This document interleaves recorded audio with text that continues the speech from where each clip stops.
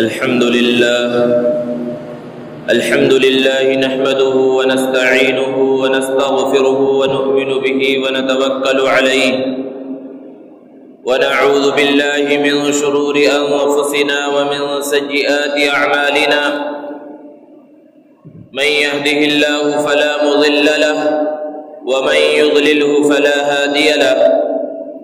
ونشهد أن لا إله إلا الله وحده لا شريك له ونشهد أن سيدنا ومولانا محمدا عبده ورسوله صلى الله تعالى عليه وعلى آله وأصحابه وبارك وسلم تسليما كثيرا أما بعد فأعوذ بالله من الشيطان الرجيم بسم الله الرحمن الرحيم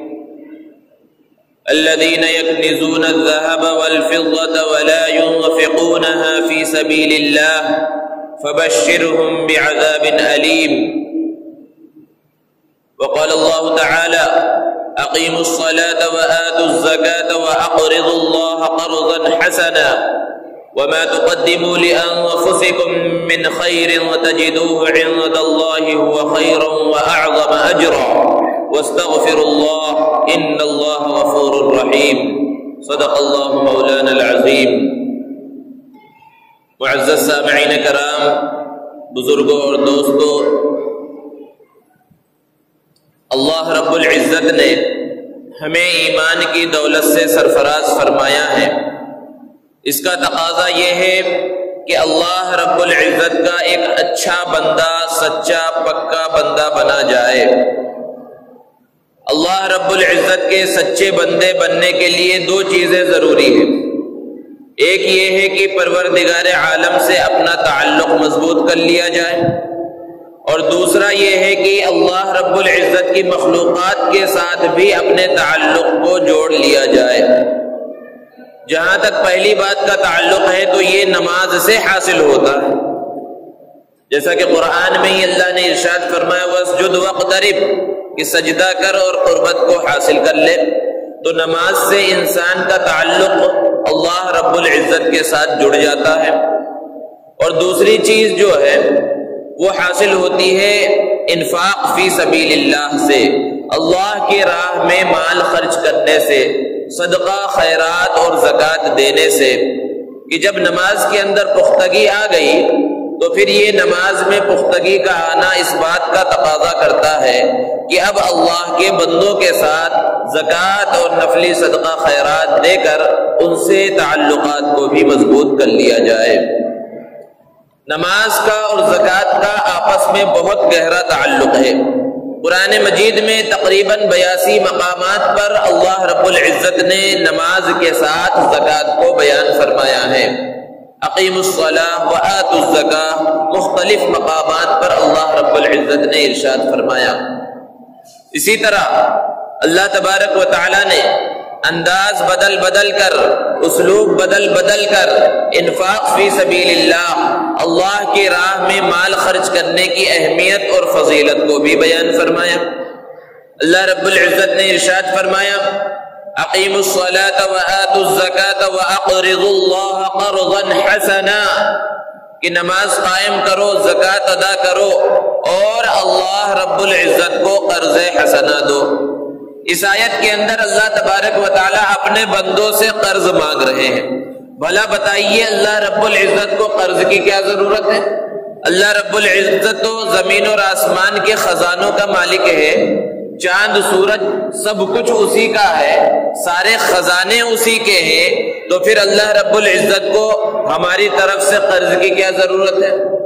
لیکن اللہ رب العزت قرض مانگ رہے ہیں۔ قربان جائیے اللہ رب العزت کے اس انداز بیان کے اوپر کہ اللہ رب العزت فرما رہے ہیں کہ میرے بندو تم مجھے قرض دو،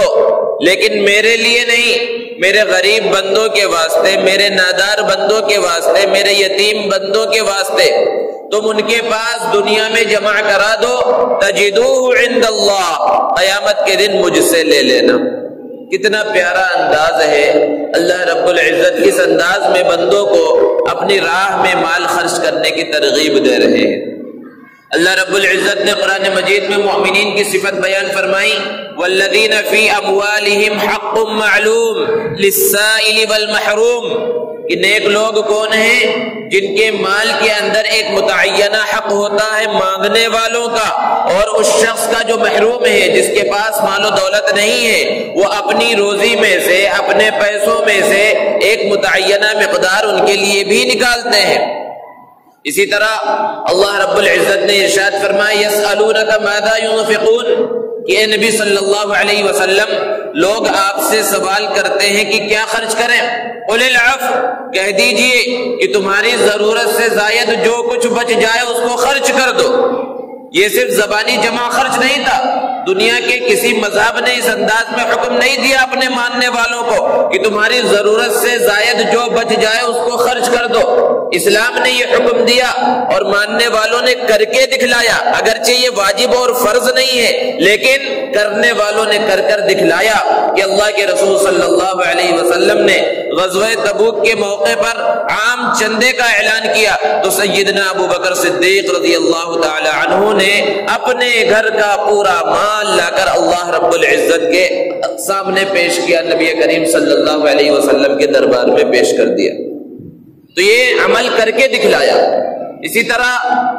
اللہ کی راہ میں خرچ کرنے کا کیا فائدہ ہوتا ہے، مثال دے کر اللہ رب العزت نے سمجھایا کہ مثل الذین ينفقون اموالهم فی سبیل اللہ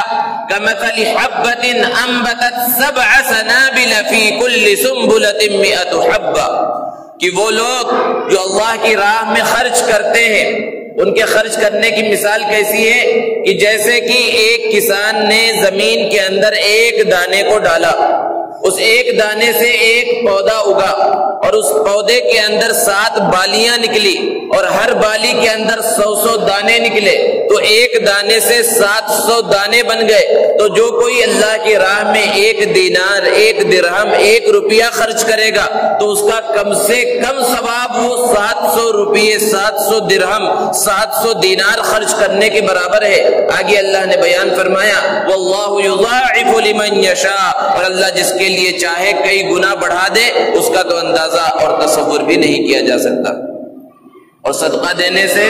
اللہ کی راہ میں خرچ کرنے سے مال میں کمی نہیں ہوتی۔ اللہ رب العزت نے بیان فرمایا کہ خذ من اموالہم صدقۃ تطہرہم، کہ نبی صلی اللہ علیہ وسلم ان کے مال میں سے صدقہ لیجئے، مقصد کیا ہے؟ تاکہ ان کا مال پاک و صاف ہو جائے۔ اللہ رب العزت نے بیان فرمایا یمحق اللہ الربا ویربی الصدقات، کہ اللہ تبارک و تعالی سود کو گھٹاتا ہے اور صدقات کو بڑھاتا ہے۔ بظاہر سود میں مال بڑھتا ہوا نظر آتا ہے اور صدقے میں، زکوٰۃ میں مال کم ہوتا ہوا نظر آتا ہے، لیکن حقیقت میں سود کی وجہ سے مال کی برکت ختم ہو جاتی ہے اور صدقے کی وجہ سے مال کے اندر اضافہ ہوتا ہے، مال کے اندر برکت ہوتی ہے۔ جہاں اللہ رب العزت نے انفاق فی سبیل اللہ کی، صدقہ اور خیرات کرنے کی، زکوٰۃ ادا کرنے کی فضیلت کو بیان فرمایا، وہیں انفاق فی سبیل اللہ سے رک جانے کی، مال ہونے کے باوجود اللہ کے راہ میں خرچ نہ کرنے کی سخت وعید کو بیان فرمایا۔ ارشاد فرمایا الذین یکنزون الذهب والفضة ولا ينفقونها فی سبیل اللہ فبشرهم بعذاب علیم، کہ وہ لوگ جو سونا اور چاندی جمع کر کر کے رکھ رہے ہیں، خزانہ کر کے رکھ رہے ہیں اور اللہ کے راستے میں خرچ نہیں کرتے، مطلب یہ نہیں کہ جتنا جمع کیا سب خرچ کر دیں، بلکہ اس کا حق جو زکوٰۃ ہے وہ زکوٰۃ ادا نہیں کرتے، فبشرهم بعذاب علیم، انہیں ایک دردناک عذاب کی خبر دے دیجئے۔ اور یہ کب ہوگا یہ دردناک عذاب؟ اگلی آیت میں اللہ نے ارشاد فرمایا یوم یحمى علیہا فی نار جہنم، جس دن ان کے سونا چاندی کو، ان کے خزانے کو آگ میں پگھلایا جائے گا، تپایا جائے گا، فَتُكْوَى بِهَا جِبَاهُهُمْ وَجُنُوبُهُمْ وَظُهُورُهُمْ، پھر اسی مال کے ذریعے ان کی پیشانی کو داغا جائے گا، ان کے پہلوؤں کو داغا جائے گا، ان کی پشت کو داغا جائے گا اور کہا جائے گا هَذَا مَا كَنَزْتُمْ لِأَنفُسِكُمْ، یہی وہ خزانہ ہے جس کو تم اپنے لیے جمع کر کے رکھ رہے تھے، لہذا آج اس خزانے کا مزہ چکھو۔ کتنی سخت وعید ہے، اور صرف یہی ایک وعید اللہ رب العزت نے بیان نہیں فرمائی، سورہ ہمزہ کے اندر ارشاد فرمایا وَيْلٌ لِكُلِّ هُمَزَةٍ لُمَزَةٍ الَّذِي جَمَعَ مَالًا وَعَدَّدَهُ، کہ تباہی اور بربادی اس شخص کے واسطے جو مال جمع کر کر کے رکھ رہا ہے اور روزانہ گنتا ہے کہ کل کے مقابلے میں آج کتنا بڑھ گیا۔ اور پھر آگے فرمایا يَحْسَبُ أَنَّ مَالَهُ أَخْلَدَ، کہ وہ یہ سمجھ رہا ہے کہ اس کا مال اسے ہمیشہ کی زندگی عطا کرے گا۔ دنیا کی تاریخ گواہ ہے کہ مال سے کسی کی زندگی کے اندر اضافہ نہیں ہوا۔ اللہ رب العزت نے بیان فرمایا کلا،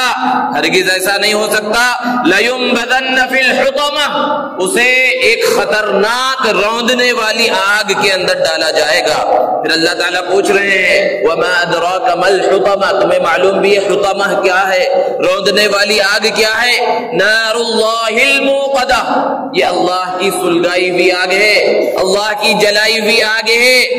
الَّتِي تَطَّلِعُ عَلَى الْأَفْئِدَةِ، جو انسان کے دل تک پہنچ جائے گی۔ دنیا والوں کی آگ نہیں ہے، دنیا کی آگ نہیں ہے کہ جو پانی سے بجھ جائے، فائر بریگیڈ اسے بجھا دے، یہ اللہ کی آگ ہے، اللہ کی سلگائی ہوئی آگ ہے۔ اتنی سخت وعید اللہ رب العزت نے بیان فرمائی، اور نبی کریم صلی اللہ علیہ وسلم نے بیان فرمایا کہ جس نے مال کی زکوٰۃ نہ دی تو اس کا مال قیامت کے دن گنجے سانپ کی شکل اختیار کر لے گا اور اسے ڈسے گا۔ اور معراج کے سفر میں اللہ کے رسول صلی اللہ علیہ وسلم نے جہاں بہت سارے لوگوں کی سزاؤں کو دیکھا تھا، زکوٰۃ نہ دینے والوں کی بھی سخت سزا کو دیکھا۔ اللہ رب العزت نے اتنی سخت سزا زکوٰۃ نہ دینے والوں کی کیوں بیان فرمائی؟ بنیادی وجہ یہ ہے کہ اللہ رب العزت نے جو مال و دولت انسان کو دیا ہے، اس کے بارے میں انسان کی سوچ، انسان کی فکر، انسان کا نظریہ یہ ہونا چاہیے کہ یہ اللہ کا مال ہے، اللہ نے دیا ہے۔ جیسا کہ اللہ نے خود بیان فرمایا یا ایھا الذین آمنوا انفقوا مما رزقناکم، کہ اے ایمان والو جو کچھ ہم نے دیا ہے اس میں سے خرچ کرو۔ جب انسان کی یہ سوچ ہو جائے کہ بھئی ہمارا تو ہے ہی نہیں، اللہ کا دیا ہوا مال ہے، اب اللہ ہی اپنے راستے میں خرچ کرنے کو کہہ رہا ہے، تو پھر وہ خرچ کرنا آسان ہو جاتا ہے۔ لیکن جب انسان کی سوچ بدل جاتی ہے، انسان کا نظریہ بدل جاتا ہے کہ یہ مال تو میں نے اپنے ہنر کے ذریعے کمایا ہے، میں نے محنت کی ہے، میں نے جو ہے مشقت برداشت کی ہے، میں اس کے اندر میں نے اپنے ہنر کو لگایا ہے، اس کے بعد یہ مال و دولت مجھے حاصل ہوا ہے، اس پر میرا حق ہے، اس پر کسی اور کا حق نہیں ہے، تو پھر انسان تباہی اور بربادی کے راستے پر چل نکلتا ہے۔ اور یہ سوچ، یہ فکر، یہ تھیوری قارون کی تھیوری ہے کہ اللہ نے بہت زیادہ مال و دولت سے نوازا تھا کہ اس کے خزانوں کی کنجیاں 40 پہلوان مل کر اٹھاتے تھے، بہت خزانہ تھا، بہت مال و دولت تھا۔ حضرت موسیٰ علیہ السلام کی امت میں سے تھا، جب حضرت موسیٰ علیہ السلام نے اس سے کہا کہ یہ جو مال تجھے اللہ نے دیا ہے اس کا حق نکال، اس کی زکوٰۃ نکال، تو اس نے وہی کہا تھا انما اوتیتہ علی علم عندی، کہ میں نے اپنے ہنر سے کمایا ہے، میں کیوں نکالوں زکوٰۃ اس کی؟ زکوٰۃ کو اس نے ٹیکس سمجھا۔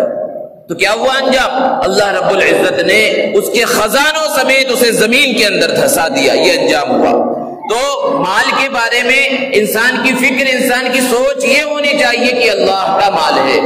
دنیا کے اندر سب کو اللہ رب العزت روزی دے رہا ہے۔ کیا دنیا کے اندر کوئی کانفرنس ہوئی تھی، کوئی میٹنگ ہوئی تھی جس کے اندر بڑے بڑے تاجر اور سارے لوگ جمع ہوئے ہو اور وہاں پر یہ طے کیا گیا ہو کہ بھئی آپ جوتوں کا کاروبار کر لو، آپ کپڑوں کا کاروبار کر لو، آپ ملازمت کر لو، آپ تجارت کر لو؟ کہیں طے ہوا؟ کہیں طے نہیں ہوا، بلکہ اللہ نے ہر ایک کے دل میں بانٹ ڈالا کہ تمہارے لیے کپڑوں کا کاروبار مناسب ہے، تمہارے لیے جوتوں کا کاروبار مناسب ہے، تمہارے لیے فلاں کاروبار مناسب ہے، تمہارے لیے ملازمت مناسب ہے، تمہارے لیے زراعت مناسب ہے۔ اس طرح اللہ رب العزت نے مختلف لوگوں کے دلوں میں بانٹ ڈالا اور انہوں نے وہ کام شروع کر دیا، دکان کھول کر بیٹھ گئے۔ تو کیا صرف دکان کھول لینے سے آمدنی شروع ہو جاتی ہے؟ کوئی آدمی دکان کھول کر بیٹھ جائے، کرانے کی دکان، کپڑے کی دکان، جوتے کی دکان، تو کیا آمدنی ہو جاتی ہے جب تک اس کے پاس گراہک نہ آئے؟ یہ گراہک کون بھیج رہا ہے؟ یہ اللہ رب العزت بھیج رہا ہے کہ ایک آدمی کے دل میں اس بات کو ڈالا کہ تم دکان کھول کر بیٹھو، دوسرے آدمی کے دل میں اس بات کو ڈالا کہ تم وہاں سے جا کر مال خریدو۔ تو یہ مال کی تقسیم کا اللہ رب العزت کا ایک غیبی نظام ہے جس کے ذریعے انسان کو مال مل رہا ہے۔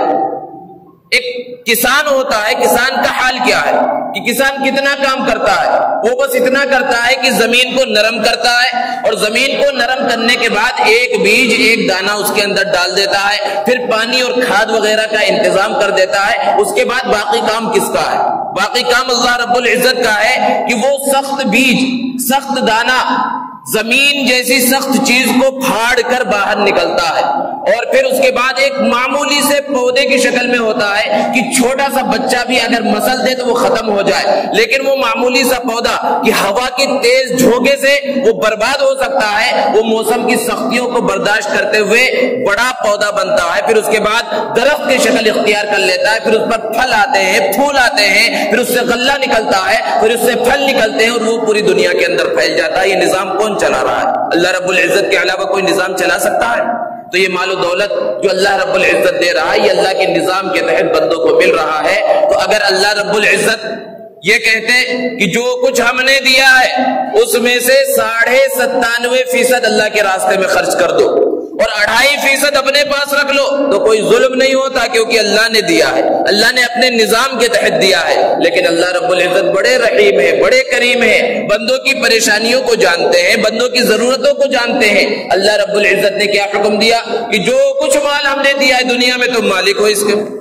اور دنیا کے اندر 97.5% تم اپنے پاس رکھو، اور وہ بھی آمدنی کا نہیں بلکہ جو تمہارے پاس بچ جائے۔ آمدنی پر زکات نہیں ہے، جو تمہارے پاس بچ جائے اس میں سے بھی 97.5% اپنے پاس رکھو، اور 2.5% 2.5% اللہ کے راستے میں خرچ کرو۔ 40واں حصہ کہ 40 روپے میں سے 1 روپیہ تم اللہ کے راستے میں خرچ کرو۔ ذرا بتائیے کوئی حقیقت ہے اس کی؟ جبکہ پہلی امتوں میں بھی زکات تھی۔ اگر ہم تاریخ کو اٹھا کر دیکھیں اور پہلی امتوں کی حالات کو دیکھیں تو زکات بڑی مقدار میں ان کے اوپر فرض ہوا کرتی تھی۔ تو یہ معمولی مقدار ہے، اس کا حکم اللہ رب العزت نے دیا ہے۔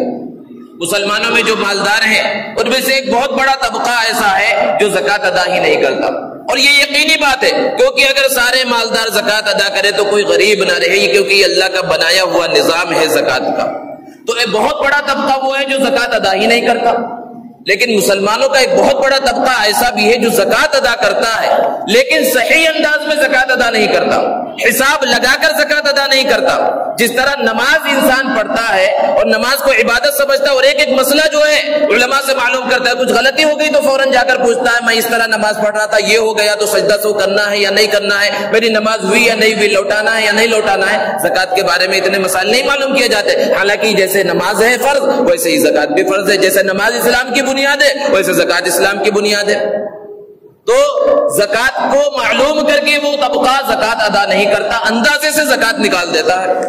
کہ کون جائے پورے اسٹاک کو چیک کرنے اور ایک ایک روپے کا ایک ایک چیز کا حساب لگانے کے واسطے۔ تو اگر اندازے سے زکات نکالی گئی اور وہ زکات پوری نکل گئی، جتنی نکلنی تھی اس سے یا اس سے زیادہ نکل گئی، تو اللہ رب العزت کی ذات سے امید ہے کہ اللہ تعالیٰ اسے قبول فرما لیں گے۔ لیکن اندازے سے زکات نکالی گئی، اپنے پورے مال و دولت کا حساب نہیں کیا گیا، پورے اسٹاک کو چیک نہیں کیا گیا، اندازے سے زکات نکال دی گئی اور جتنی زکات نکلنی چاہیے تھی اس سے 1 روپیہ کم نکلی، 1 روپیہ اپنے مال کے اندر باقی رہ گیا، تو یہی 1 روپیہ پورے مال و دولت کی تباہی اور بربادی کا سبب بن سکتا ہے۔ تو اس لیے زکات کو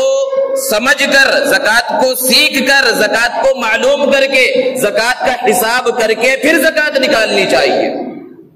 اور زکات ایک ایسا فرض ہے جس کو اللہ رب العزت نے ہر ایک پر فرض نہیں فرمایا ہے، بلکہ اللہ تبارک و تعالیٰ نے ایک نصاب مقرر فرمایا ہے کہ جو اس نصاب کا مالک ہوگا اس پر زکات فرض ہوگی، اور جو اس نصاب کا مالک نہیں ہوگا اس پر زکات فرض نہیں ہوگی۔ اور نصاب کیا ہے کہ اگر کسی شخص کے پاس 52.5 تولہ چاندی کی بقدر مالیت ہے،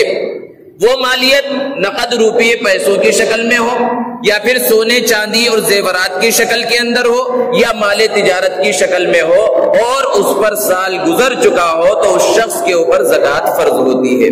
सोने का निसाब अलग है, चांदी का निसाब अलग है। अगर सिर्फ सोना है तो 7.5 तोला सोना, कि इंसान के पास 7.5 तोला सोना हो या 52.5 तोला चांदी। 7.5 तोले सोने की रकम और मिकदार बहुत ज्यादा होती है और 52.5 तोला चांदी की मिकदार बहुत मामूली होती है, 20-22 हजार रुपए ही होती है। तो सोने का निसाब देखा जाएगा या चांदी का निसाब देखा जाएगा। इसमें इस बात को समझने की जरूरत है कि अगर एक इंसान के पास सिर्फ सोना है, नकद रुपया पैसा नहीं है, उसके पास जर्रा बराबर चांदी नहीं है, तो ज़कात उस पर उस वक्त फर्ज होगी जबकि सोना 7.5 तोले तक पहुंच जाए। लेकिन अगर सोने के साथ साथ नकद रुपया पैसा है या थोड़ी सी भी चांदी है तो फिर उस निसाब को चांदी की तरफ फेर दिया जाएगा और देखा जाएगा कि ये सोना और नकद मिलाकर या सिर्फ सोना चांदी के साथ 52.5 तोला चांदी की मिकदार को पहुंच रहा है या नहीं पहुंच रहा है। तो 1 तोला सोना भी होगा और उसके साथ थोड़ी सी चांदी होगी, थोड़े से पैसे हो या ना हो, वो साहिब निसाब बन जाएगा। क्योंकि 52.5 तोला चांदी मार्केट में आजकल जो है 20-22 हजार में मिल जाती है। तो जिसके पास 20-22 हजार रुपए उसकी जरूरियात से जायद बचे हुए हैं तो उसके ऊपर ज़कात फर्ज है। इस बात को अच्छी तरह से समझने की जरूरत है। और फिर माल के ऊपर साल गुजर गया हो, लेकिन ये बात भी समझना चाहिए कि हर माल के ऊपर साल का गुजरना जरूरी नहीं है। आम तौर पर लोग ये समझते हैं कि हर माल के ऊपर साल गुजर जाए, ऐसा नहीं है। बल्कि मिसाल से इसको समझा जा सकता है कि एक आदमी जब पहली मर्तबा साहिब निसाब हुआ और उसके माल पर 1 साल गुजर गया और 1 रमजान को उसके ज़कात निकालने की तारीख है, 1 रमजान को जब वो ज़कात का हिसाब कर रहा है और 1 साल गुजर गया तो उसके पास 1 लाख रुपए है। उसने इस रमजान में 1 लाख रुपए की ज़कात निकाली। अब फिर जब अगला 1 रमजान आ रहा है और 1 लाख ही रुपए हैं तो 1 लाख रुपए पर ज़कात निकलेगी। लेकिन 1 रमजान से 2-3 दिन पहले 50 हजार कहीं और से आ गए, तो अब ये समझना कि इस रमजान को तो सिर्फ 1 लाख की ज़कात निकालेंगे, इस 50 हजार की ज़कात नहीं निकालेंगे क्योंकि इस पर साल नहीं गुजरा, इस पर तो फिर अगले साल जो है निकालेंगे क्योंकि 1 साल गुजरना है। ये गलत फहमी है। हर माल पर साल गुजरना जरूरी नहीं। एक बार जब साल गुजर गया, एक बार जब आदमी साहिब निसाब हो गया तो दरमियान में जितना भी आ रहा है या जा रहा है अल्लाह ने उसको माफ फरमा दिया है। अगर 1 लाख के बजाय 50 हजार हो जाते, 50 हजार खर्च हो जाते तो 1 लाख पर नहीं निकालना था, 50 ही पर निकालना था। इसी तरह दरमियान में जितनी भी आमदनी होती रही और जितना महफूज रहा और 1 तारीख को जितने माल का वो मालिक है उस पूरे पर ज़कात का निकालना जरूरी है। ज़कात जैसा कि अभी गुजरा कि 3 चीजों के ऊपर फर्ज है। सिर्फ 3 तरह के माल है। हर तरह के माल पर, यह भी अल्लाह का फजल है कि हर तरह के माल पर अल्लाह रब्बुल इज्जत ने ज़कात को फर्ज नहीं फरमाया। इस्तेमाल की चाहे जितनी चीजें हो, कीमती से कीमती चीज हो, लाखों करोड़ों रुपए की गाड़ियां हो, उम्दा से उम्दा बिल्डिंग हो, बंगला हो, उसके ऊपर ज़कात नहीं। हाँ, उस सब चीजों की वजह से आमदनी हो रही है और वो बच जा रही है, महफूज हो रही है और वो ज़कात के निसाब को पहुंच रही है तो उसके ऊपर ज़कात फर्ज है। सबसे पहली चीज नकद रुपया पैसा, चाहे जिस शक्ल में हो, चाहे इंसान के पास नोटों और सिक्कों की शक्ल में हो या बैंक बैलेंस की शक्ल में हो, किसी भी शक्ल में मौजूद हो उसके ऊपर ज़कात फर्ज है। दूसरी चीज सोना चांदी, वो चाहे जिस शक्ल में हो, चाहे बिस्किट की शक्ल में हो या लॉकर के अंदर रखे हुए हो या औरतों के जेवरात की शक्ल में हो और वो उसको इस्तेमाल भी करती हो, उस पर भी ज़कात फर्ज है। बहुत से लोग ये समझते हैं कि जो कि सोना चांदी अगर औरतें इस्तेमाल कर रही हैं तो इस्तेमाल की चीजों पर ज़कात नहीं, ऐसा नहीं है। सोने चांदी को अगर इस्तेमाल भी किया जा रहा है तो उसके ऊपर ज़कात फर्ज है। उसके अलावा जो दूसरे जेवरात है, कीमती से कीमती जेवरात हो सकते हैं, हीरे जवाहिरात है, प्लेटिनम है या दूसरी चीज है, अल्लाह रब्बुल इज्जत ने उस पर ज़कात नहीं फर्ज फरमाया। अगर वो इस्तेमाल के वास्ते, हाँ तिजारत के वास्ते है तो उसके ऊपर ज़कात फर्ज है। तीसरी चीज है माल तिजारत, कि हर वो चीज जिसको बंदे ने बेचने की नीयत से खरीदा है उसके ऊपर ज़कात फर्ज है। अब इंसान ताजिर है, उसके पास एक दुकान है, कोई सी भी दुकान हो सकती है, मिसाल के तौर पर किराने की दुकान है, तो किराने की दुकान है तो उसमें बहुत सी चीजें होती हैं। एक तो खुद वो दुकान है और दुकान के अंदर एक बड़ा फर्नीचर है और इसी तरह उसके अंदर फ्रिज है, दूसरी चीजें हैं। तो ये जो फर्नीचर है, ये जो दुकान है और दूसरे सामान है, इस पर ज़कात है। जो माल बेचने के वास्ते रखा गया है उसके ऊपर ज़कात फर्ज है। ये मिसाल है, हर दुकान को, हर कारोबार को इसी तरह समझा जा सकता है। इसका हिसाब किस तरह लगाया जाए? 3 सूरतें हैं इसके हिसाब लगाने की, ज़कात निकालने के वास्ते। एक हिसाब तो ये हो सकता है कि हर चीज की रिटेल प्राइस देखी जाए, ये बहुत मुश्किल है। और दूसरी सूरत ये कि इस पूरे माल का होलसेल रेट कितना है। اور تیسری صورت یہ ہے کہ اگر اس دکان کو ایک ساتھ ہم کسی کو بیچے تو کتنے میں بک جائے گی، تو اس انداز میں بیچنے میں کم میں بکتی ہے، اس بات کی گنجائش ہے زکوٰۃ کا حساب لگانے کے وقت کہ اس تیسری صورت کو اختیار کر لیا جائے۔ بہتر تو یہ ہے کہ ہول سیل ریٹ لگایا جائے اور پھر جتنا بھی ہو رہا ہے 1,00,000 1.5 لاکھ روپے 2 لاکھ روپے یا کتنا بھی اس کا 2.5% حصہ نکالا جائے۔ یہ کاروبار کے اندر ہے، چاہے کپڑے کی دکان ہو، جوتے کی دکان ہو، جتنی بھی چیزیں بیچنے والی رکھی ہوئی ہیں ان سب کا اس انداز میں حساب لگایا جائے گا اور اس کی زکوٰۃ نکالی جائے گی۔ اسی طرح تجارت کے اندر انسان نے زمینیں خرید رکھی ہیں، پلاٹ خرید رکھا ہے اور بیچنے کی نیت سے اگر خریدا ہے تو اس پر زکوٰۃ فرض ہے۔ ہاں، اس ارادے سے خریدا کہ آگے چل کر کبھی میں گھر بنا لوں گا، گھر بنا کر جو ہے اپنے بچوں کو دے دوں گا یا خود رہوں گا، تو اس پر تو زکوٰۃ فرض نہیں ہے۔ لیکن اگر بیچنے کا ارادہ ہے، اسی طرح گاڑیاں ہیں، بیچنے کی نیت سے خریدی، بعض لوگوں کا کاروبار ہوتا ہے کہ سستے میں گاڑیاں خریدی اور کچھ فائدہ جو ہے لگا کر اس کو بیچ دیا تو یہ مال تجارت میں آ گیا، وہ استعمال میں شمار نہیں کیا جائے گا۔ تو پلاٹ وغیرہ کے اندر بھی یہی مسئلہ ہے۔ اور اسی طرح سونے چاندی میں اور پلاٹ وغیرہ میں زمینوں کو جو خرید رہا ہے، بیچ رہا ہے، اس میں زکوٰۃ جس دن نکال رہا ہے اس دن کی تاریخ کا اعتبار ہوگا۔ جب خریدا تھا اس دن کیا ریٹ تھا اس کا اعتبار نہیں ہوگا۔ بہت سے لوگ ہیں جنہوں نے 10-15 سال پہلے سونا چاندی خریدا تو سونے کا ریٹ اس زمانے میں 10,000 روپے تھا اور آج 30,000 روپے ہے، تو آج کے اعتبار سے حساب لگایا جائے گا۔ پلاٹ خریدا تھا 1 لاکھ روپے میں اور آج اس کی مالیت 4-5 لاکھ روپے ہے، تو جس دن زکوٰۃ نکال رہا ہے مارکیٹ میں اس کا کیا ریٹ چل رہا ہے وہ معلوم کر کے اس کے حساب سے زکوٰۃ نکالنا ضروری ہے۔ یہ مال تجارت کے اندر جتنی بھی چیزیں ہیں ان سب کو اس انداز میں حساب لگانا ہے۔ اسی طرح بعض لوگوں کی کمپنیاں ہوتی ہیں، فیکٹریاں ہوتی ہیں، تو کمپنی کے جو مالک ہیں، فیکٹریوں کے مالک ہیں، تو کمپنی کے اندر ایک تو کمپنی کی فیکٹری کی بلڈنگ ہے، اس پر زکوٰۃ نہیں۔ بڑی بڑی مشنریاں ہیں، چاہے وہ لاکھوں کروڑوں کی ہو، اس کے اوپر زکوٰۃ نہیں۔ کمپنی اور فیکٹری کی گاڑیاں ہیں جو سامان لانے اور لے جانے میں استعمال ہوتی ہے، اس پر زکوٰۃ نہیں۔ زکوٰۃ اس مال پر ہے جو خام مال ہے، ابھی تیار نہیں ہوا ہے، مٹیریل کی شکل میں ہے، یا جو تیار ہو چکا ہے، ان دونوں مال کے اوپر زکوٰۃ فرض ہے۔ جو تیار نہیں ہوا ہے، تیاری کے مراحل میں ہے یا تیار ہو چکا ہے کمپنی اور فیکٹری کے اندر، اس مال کا پورا کتنا ہوتا ہے، اس کی پوری کتنی مالیت ہوتی ہے، اس کا حساب لگا کر اس کی زکوٰۃ کو نکالا جائے گا۔ اسی طرح زکوٰۃ کے اندر ایک مسئلہ، بہت سے لوگ ہوتے ہیں شیئرز وغیرہ خرید لیتے ہیں، بڑی بڑی کمپنیوں کے شیئرز لیتے ہیں، تو شیئرز انسان جب خریدتا ہے تو اس کے 2 مقصد ہوتے ہیں۔ بعض لوگ اس نیت سے خریدتے ہیں کہ اگر مارکیٹ میں اس کا ریٹ بڑھے گا ہم بیچ دیں گے۔ 50-50 روپے کے انہوں نے بہت سے شیئرز خریدے اور مارکیٹ میں جب اس کا ریٹ 60 روپے ہوا، 70 روپے ہوا تو انہوں نے بیچ دیا۔ تو اگر اس نیت سے شیئرز خریدا گیا ہے کہ مارکیٹ میں ریٹ بڑھے گا تو ہم بیچ دیں گے، تو جس دن وہ زکوٰۃ نکال رہے ہیں اس دن اس شیئرز کا مارکیٹ میں ریٹ معلوم کر لیا جائے، جتنا بھی اس کا ریٹ ہوگا اس کی پوری مالیت کا حساب لگا کر زکوٰۃ کو نکال دیا جائے گا۔ لیکن بعض لوگ ہوتے ہیں بیچنا مقصد نہیں ہوتا بلکہ وہ کمپنی کے حصے دار بننا چاہتے ہیں کہ کمپنی کے سالانہ منافع کے ہم حصے دار بنیں گے، ہم ریٹ بڑھے گا تو بیچ نہیں دیں گے، تو اس کے زکوٰۃ نکالنے کا مسئلہ تھوڑا الگ ہے۔ اس کے اندر تفصیل یہ ہے کہ کمپنی سے اس کی تفصیلات نکالی جائیں کہ کمپنی کی مالیت 2 طرح کی ہوتی ہے۔ ایک وہ مالیت ہے جو ناقابل زکوٰۃ ہے، جیسے کہ کمپنی کی بلڈنگ ہے، مشنری ہے، گاڑیاں وغیرہ ہے،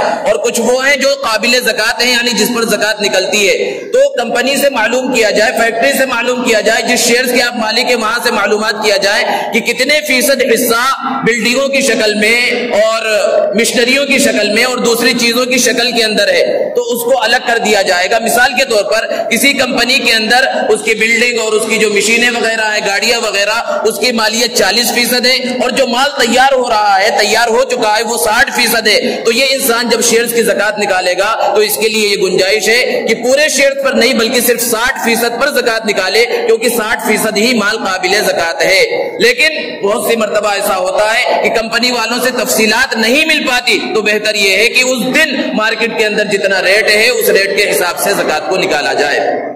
اسی طرح دوسرے فائنانشل انسٹرومنٹس جو بھی انسان کے پاس ہے، وہ بانڈز کے شکل میں ہو، سرٹیفکیٹس کے شکل میں ہو، جس کے پیچھے کچھ پیسہ ہے تو اس پیسے کا کتنا ریٹ ہے زکوٰۃ نکالنے کے دن میں، ان سب کا حساب لگا کر زکوٰۃ کو نکالا جائے گا۔ اسی طرح چٹھیوں کا ایک اہم مسئلہ ہے، بہت سے لوگ آج کل چٹھیوں کے اندر جو ہے شامل ہوتے ہیں، کون سی چٹھیاں جائز کون سی چٹھیاں ناجائز اس کی تفصیل کا موقع نہیں۔ بہرحال چٹھیوں میں یہ مسئلہ ہے کہ اگر چٹھی میں انسان شریک ہوا 1 لاکھ کی چٹھی میں اور اس کی چٹھی زکوٰۃ نکالنے کی تاریخ سے پہلے اٹھ چکی ہے، تو پھر یہاں یہ کہا جائے گا کہ اب کتنے مہینے، یعنی جس دن زکات وہ ادا کر رہا ہے اس دن سے ابھی کتنے مہینوں کے پیسے کتنے ہزار، مثال کے طور پر ابھی 50,000 روپے وہ ادا کرنا ہے وہاں پر، حالانکہ اب اس کو ملنا نہیں ہے، اسے تو مل چکا ہے، تو اگر وہ پیسے بچے ہوئے ہیں تو اس پر زکات ہوگی، نہیں بچے ہوئے استعمال ہو گئے تو کوئی مسئلہ نہیں، لیکن یہ 50,000 کا قرض مقروض سمجھا جائے گا اور اصل مال میں سے 50,000 کو نکال دے گا۔ لیکن اگر چٹھی نہیں اٹھی ہے تو دیکھا جائے گا کتنے وہاں پر جمع ہو چکے، اگر 50,000 60,000 جمع ہو چکے ہیں کچھ مہینوں کے تو اس کو بھی حساب میں لایا جائے گا، کیونکہ یہ اس کا پیسہ ہے جو جمع ہے، اس کے اوپر زکات کو نکالا جائے گا۔ زکات کے اندر ایک اہم مسئلہ آتا ہے قرضوں کا، اور قرضوں کی دو صورتیں ہیں، ایک یہ ہے کہ ہم نے کسی کو قرض دے رکھا ہے اور دوسرا یہ ہے کہ قرض لے رکھا ہے۔ اگر ہم نے کسی کو قرض دے رکھا ہے تو کیا اس قرض پر زکات نکالنا ہے یا نہیں نکالنا ہے؟ تو جب تک قرض کسی کے پاس ہے اور ہمارے پاس وہ نہیں آیا تب تک اس پر زکات فرض نہیں، لیکن جب وہ آ جائے گا تو گزشتہ پورے سالوں کی زکات نکالنا ضروری ہوگا۔ مثال کے طور پر ہم نے 5 سال کے واسطے کسی کو 1 لاکھ روپے قرض دیے، تو ان 5 سالوں میں اس 1 لاکھ روپے کے اوپر زکات فرض نہیں ہوگی، لیکن جب وہ 5 سال کے بعد 1 لاکھ روپے واپس کرے گا تو گزشتہ 5 سالوں کی گویا کہ 5 لاکھ کی زکات نکالنے پڑے گی۔ تو یہ بہت مشکل ہو جاتا ہے یکمشت زکات نکالنا، اس لیے بہتر ہے کہ اگر ہم نے کسی کو قرض دے رکھا ہے تو زکات کا حساب کرتے وقت اس کو بھی اپنے مال میں شامل کرے اور اس کی بھی زکات نکال دے، یہ بہتر ہے۔ اور دوسری صورت یہ ہے کہ ہم نے قرض لے رکھا ہے اپنی ضرورت کے واسطے، تو انسان نے اگر قرض لیا اپنی ضرورت کے واسطے، گھریلو ضروریات کے واسطے، کھانے پینے کے لیے، بیماری کے علاج کے واسطے، تو جس دن زکات کا حساب کیا جا رہا ہے اس دن جتنا قرض اس کے اوپر ہے اس کے اصل مال سے الگ کر دیا جائے گا۔ مثال کے طور پر جس دن وہ زکات کا حساب کر رہا ہے 1 لاکھ روپے کا مالک ہے اور 50,000 روپے کا وہ مقروض ہے، تو 50,000 کو الگ کر دیا جائے گا اور صرف 50,000 کے اوپر زکات کو نکالا جائے گا۔ لیکن قرضوں کی دو صورتیں ہیں، ایک قرضے یہ ہیں جو انسان اپنی ضروریات کے لیے لیتا ہے، چھوٹے موٹے قرضے ہیں،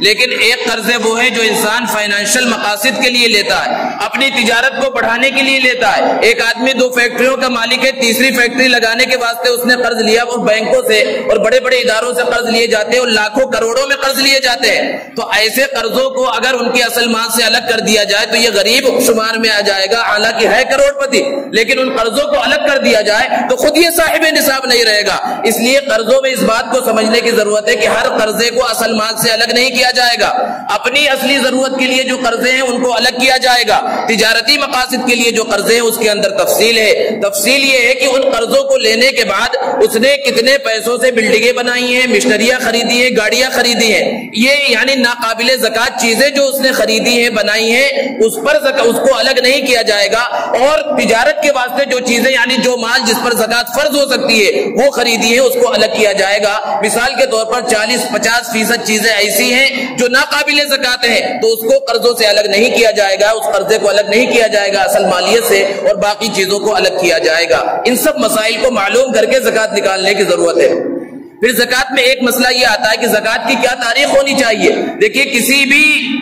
کوئی بھی تاریخ متعین نہیں ہے، ہر شخص کی تاریخ الگ ہو سکتی ہے کہ جب وہ پہلی مرتبہ صاحب نصاب بنے اور پہلی مرتبہ اس پر سال گزرے وہی اس کی تاریخ ہوگی اور اس کو نکالنا ضروری ہوگا، اسی تاریخ میں حساب کرنا، بعد میں بھی نکال سکتا ہے۔ کسی کو معلوم ہے کہ میں فلاں تاریخ کو کسی مہینے کے اندر صاحب نصاب ہو گیا، تو اب اس کے لیے یہ جائز نہیں ہے کہ وہ رمضان کے مہینے کو انتخاب کرے، لیکن عام طور پر ایسا ہوتا ہے کہ لوگوں کو اپنے صاحب نصاب بننے کی تاریخ معلوم نہیں ہوتی، تو ان کے لیے یہ گنجائش ہے کہ وہ رمضان کی کسی تاریخ کو اپنے زکات نکالنے کی تاریخ متعین کر لے اور پہلی مرتبہ تھوڑی زیادہ نکالے، تاکہ اگر پہلے ہی وہ صاحب نصاب بن گئے تھے تو اس کی بھرپائی ہو جائے۔ اب زکات کے بارے میں اللہ نے حکم دیا آتوا الزکاۃ، یہ نہیں کہا زکات بس پھینک دو، زکات کو ادا کرو یعنی وہ مستحق تک پہنچے۔ تو زکات ہم نے نکال دی، اب کس کو دیا جائے؟ آسان سا اصول ہے کہ جو خود صاحب نصاب نہ ہو، جو خود 52.5 تولہ چاندی کی مقدار کا مالیت کا مالک نہ ہو، اسے زکات دی جا سکتی ہے۔ اسی طرح اس کے پاس اس کی اصلی ضروریات سے زائد ایسا سامان بھی نہ ہو جو 52.5 تولہ چاندی کی مقدار کو پہنچ جاتا ہے، ہے، اگر پہنچ جاتا ہے تو اگرچہ اس مال کی وجہ سے اس پر زکات فرض نہیں، کیونکہ استعمال کی چیزوں پر زکات فرض نہیں، لیکن زکات لے بھی نہیں سکتا۔ جیسے کہ ایک گاڑی سے کسی کا کام چل سکتا ہے تو گاڑی کے اوپر تو زکات فرض نہیں، لیکن ایک آدمی کے پاس ایک سے زائد گاڑیاں ہیں، ایک سے زائد موبائل ہیں، گھر کے اندر بہت سے قیمتی جو ہے ڈنر سیٹ وغیرہ رکھے ہوئے جو استعمال میں نہیں آتے، اور ان سب کی قیمت 52.5 تولہ چاندی کی بقدر پہنچ جا رہی ہے، تو ایسے شخص کو بھی زکات لینا درست نہیں، اس کو زکات دینا درست نہیں ہے۔ سب سے بہتر یہ ہے کہ اپنے رشتہ داروں میں، عزیز و اقارب میں جو مستحق ہیں، تحقیق بہت زیادہ ضروری ہے، جو مستحق ہیں انہیں زکات دی جائے، کیونکہ اس میں دوگنا ثواب ہے، ایک صلہ رحمی کا بھی ثواب ہوگا، رشتہ داری کے حق ادا کرنے کا ثواب ہوگا، اور دوسرا ثواب زکات کے ادا کرنے کا ملے گا۔ اس کے علاوہ اپنے اڑوس پڑوس میں جو مستحق ہیں، جو ضرورت مند ہیں، جو صاحب نصاب نہیں ہے، انہیں زکات دی جا سکتی ہے۔ بعض لوگ یہ سمجھتے ہیں کہ جو عورت بیوہ ہو، جو بچہ یتیم ہو، اسے ضرور زکات دینی چاہیے، بہت اچھی سوچ ہے کہ ان کی مدد کرنی چاہیے، لیکن اس بات کی تحقیق کر لینی چاہیے کہ کہیں وہ بیوہ صاحب نصاب تو نہیں، کہیں وہ بچہ صاحب نصاب تو نہیں، اگر وہ صاحب نصاب ہے تو زکات ادا نہیں ہوگی۔